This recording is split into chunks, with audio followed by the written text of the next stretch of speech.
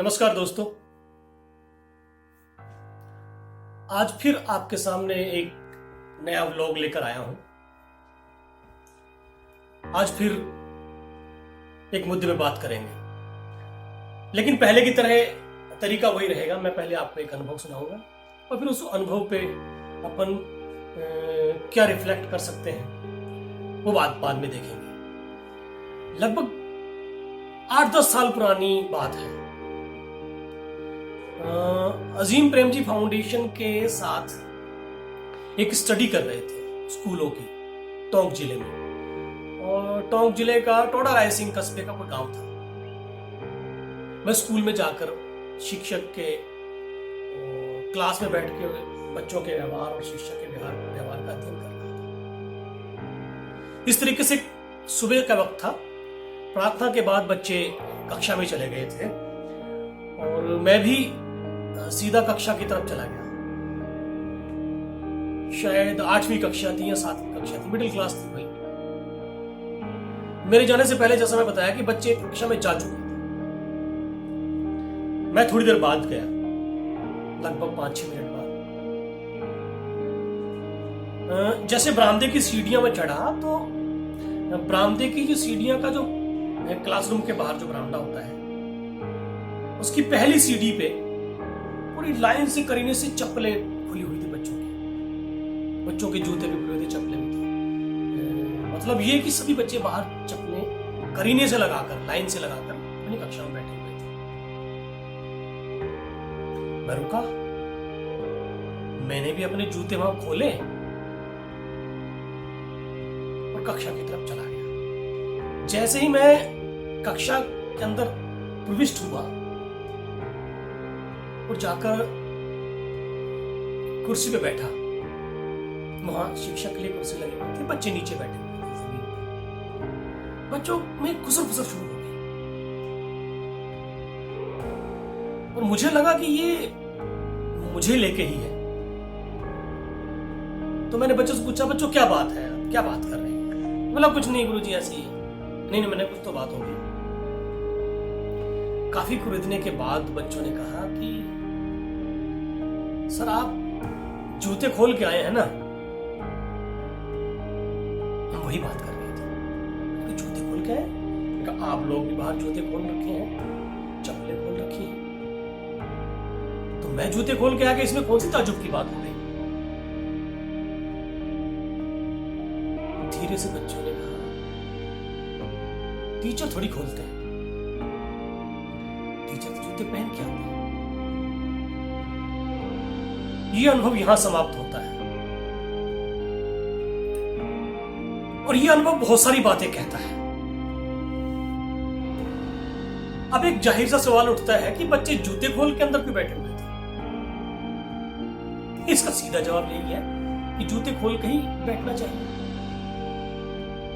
एक सवाल और होता है कि जूते क्यों खोलने चाहिए?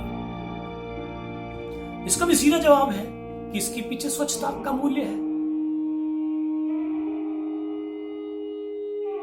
तो स्वच्छता का मूल्य है तो क्या ये मूल्य सिर्फ बच्चों के लिए है? तो क्या स्वच्छता की अपेक्षा शिक्षक से नहीं की जा सकती? दोनों ही कक्षा के अंदर आ रहे हैं, शिक्षक भी आ रहा है, बच्चे भी आ रहे हैं, लेकिन बच्चे जूते खोल के बाहर आ रहे हैं और शिक्षक जूते पहन के अंदर आ रहा है। एक ही मूल्य का डेमोन्स्ट्रेशन दो तरीके से कैसे हो सकता है? तो फिर हम क्या कह सकते हैं कि स्वच्छता एक मूल्य है? यह एक परंपरा है। यदि परंपरा है तो क्या परंपरा के पीछे मूल्य नहीं होता? यदि परंपरा में मूल्य होता है तो क्या कुछ परंपराएं ऐसी हैं जो मूल्यों को प्रदर्शन नहीं करती? ये बहुत सारे सवाल हैं और ये सवाल सोचने को मजबूर करते हैं और ये हर सवाल आपको एक नई दिशा में चिंतन की ओर ले जाता है। ये आप इस तरीके से 1000 सवाल करके 1000 तरीके से इस मुद्दे पर सोच सकते हैं, बात कर सकते हैं, विमर्श कर सकते हैं, लेकिन मैं फिल वक्त आपको इस मुद्दे पर बच्चों के दृष्टिकोण से सोचने के लिए प्रेरित करना चाहता हूं कि बच्चों के लिए इसमें क्या है। जब इस तरीके से बच्चे देखते होंगे, जब बच्चे ने पहली बार अपने शिक्षक को देखा होगा, जैसे मुझे उन्होंने जूते उतार कर अंदर आते देखा, तो उनमें खदबदाहट शुरू हुई, एक विचार प्रक्रिया शुरू हुई। तो क्या जब बच्चे ने पहली बार शिक्षक को जूते पहन के अंदर आते देखा होगा, तो बच्चे ने क्या सोचा होगा? अगर बच्चे के दृष्टिकोण से सोचें तो क्या बातें बच्चों ने सोची होंगी? क्या बच्चे ने कोई सीख गढ़ी होगी इसमें से? जाहिर है बच्चे सोचते हैं और उसमें कुछ ना कुछ अपने लिए निकालते हैं। तो बच्चों से ये जो अनुशासन की उम्मीद की जाती है कि वो जो कक्षा में दाखिल हों तो वो अपने जूते बाहर ना केवल बाहर खोलें बल्कि कतार से करीने से लगाकर कक्षा में आए, और जब शिक्षक उसकी अवहेलना करके जब अंदर आ जाता है तो बच्चा जब पहली बार इस बात को देखता होगा तो वो अपने लिए क्या चीजें गढ़ता होगा, क्या सीख उसके मन में बनती होगी अनुशासन को लेके या इस तरीके के मूल्य को लेके। तो सबसे पहली बात तो बच्चे के मन में यही उपस्थित होगी कि अनुशासन कोई मुद्दा है ही नहीं, अनुशासन कोई मूल्य है ही नहीं। दूसरी सीख वो गढ़ता होगा कि अनुशासन यदि कोई चीज दुनिया में है तो वो फिर अलग अलग वर्ग के लिए, अलग अलग व्यक्ति के लिए उसके मापदंड अलग अलग होंगे। शिक्षक के लिए अनुशासन के मापदंड अलग होंगे, बच्चे के लिए अनुशासन के मापदंड अलग होंगे, जबकि उद्देश्य एक ही है, स्वच्छता, कि कक्षा का कमरा साफ सुथरा रहे, लेकिन उसके डेमोन्स्ट्रेशन के तरीके दो हैं।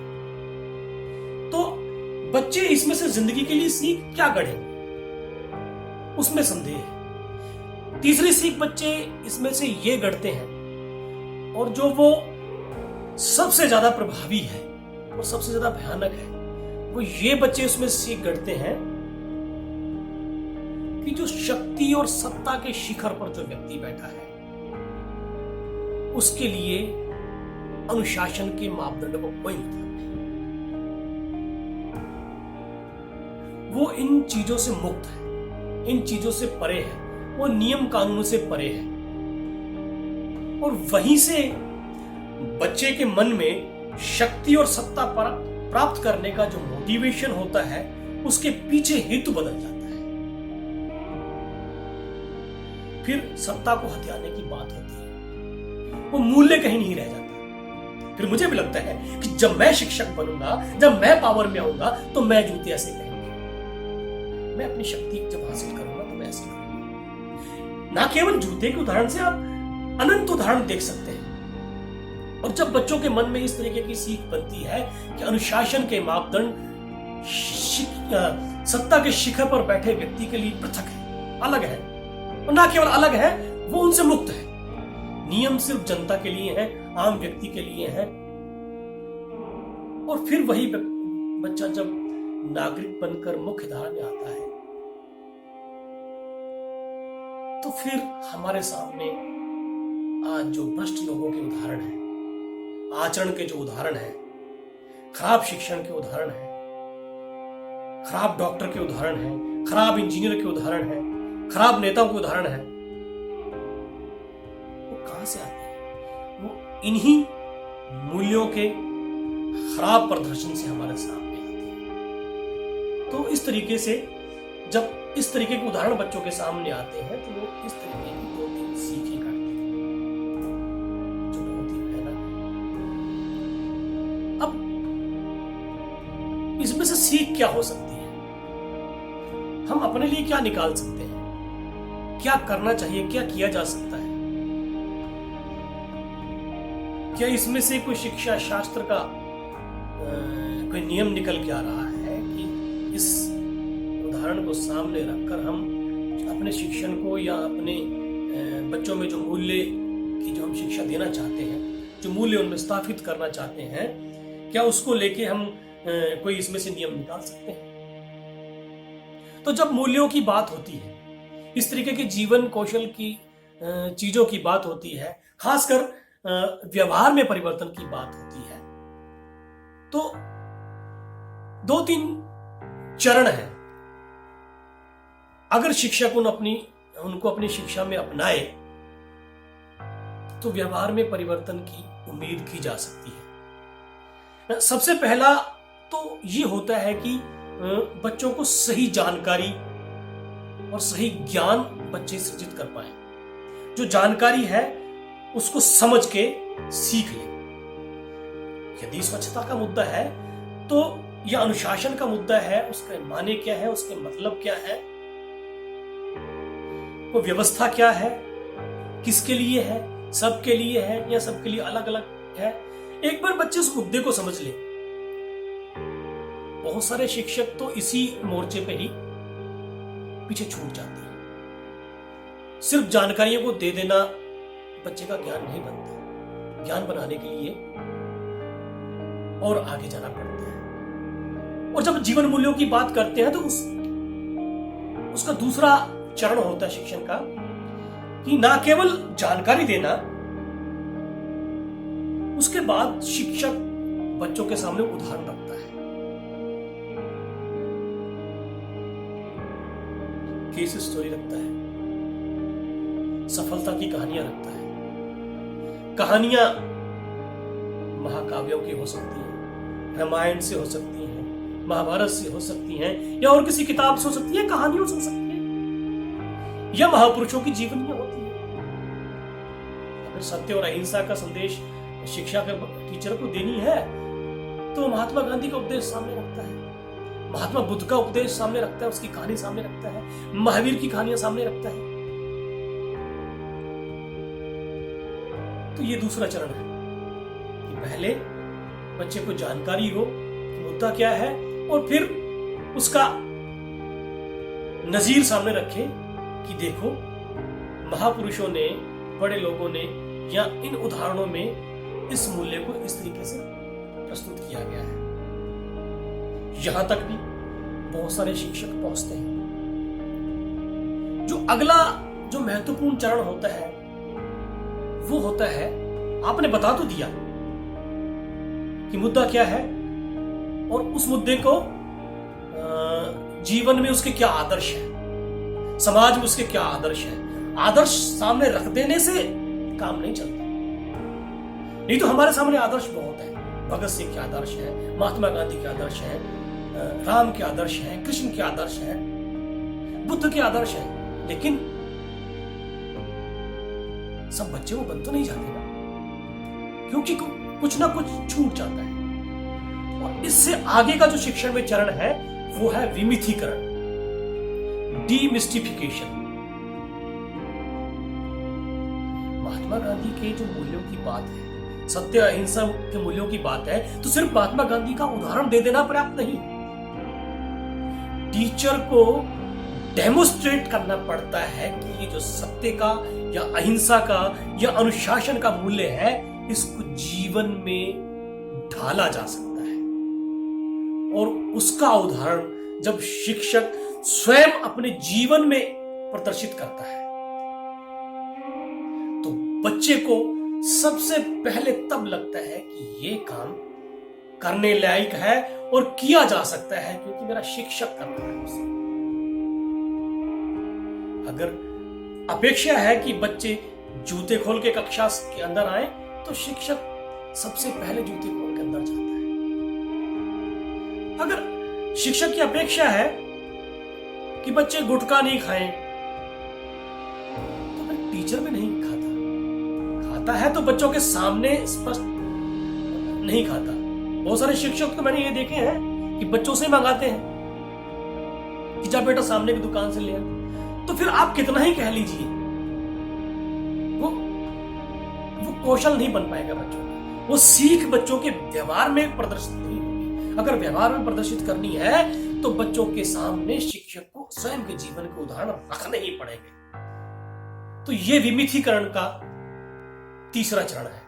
चौथा चरण होता है अभ्यास। बच्चों को व्यवस्थित अभ्यास देने पड़ेगा। एक अभ्यास देना पड़ेगा, 2 अभ्यास देना पड़ेगा, 3 अभ्यास देना पड़ेगा। और शिक्षक को उसका अवलोकन करना पड़ेगा कि कौन कर रहा है, कौन नहीं कर रहा। बच्चे लोग रोज कमरे की सफाई कर रहे हैं कि नहीं, जूते चप्पलें खोल के आ रहे हैं नहीं, वो देखना पड़ेगा। अब अगर हम जूतों के उदाहरण से मुक्त भी हो जाएं तो हम दूसरे उदाहरणों पे बात कर सकते हैं, या अब हम कंस्ट्रक्ट पे बात कर सकते हैं। तो सिद्धांत यह है कि सबसे पहले बच्चे को ज्ञान होना चाहिए, जानकारी होनी चाहिए, फिर बच्चे के सामने आदर्श रखा जाए, फिर अगला चरण है उसका विमिथीकरण किया जाए, उसका डीमिस्टिफिकेशन किया जाए, टीचर अपने उदाहरण से उसको समझाए, और फिर उसका अगला चरण है कि बच्चे उसका अभ्यास करें। और जब ये सारे चरण पूरे होते हैं तो जाके शिक्षा का एक चक्र पूरा होता है, तब जाके बच्चे उस मूल्य को अपने व्यवहार में लागू कर सकते हैं।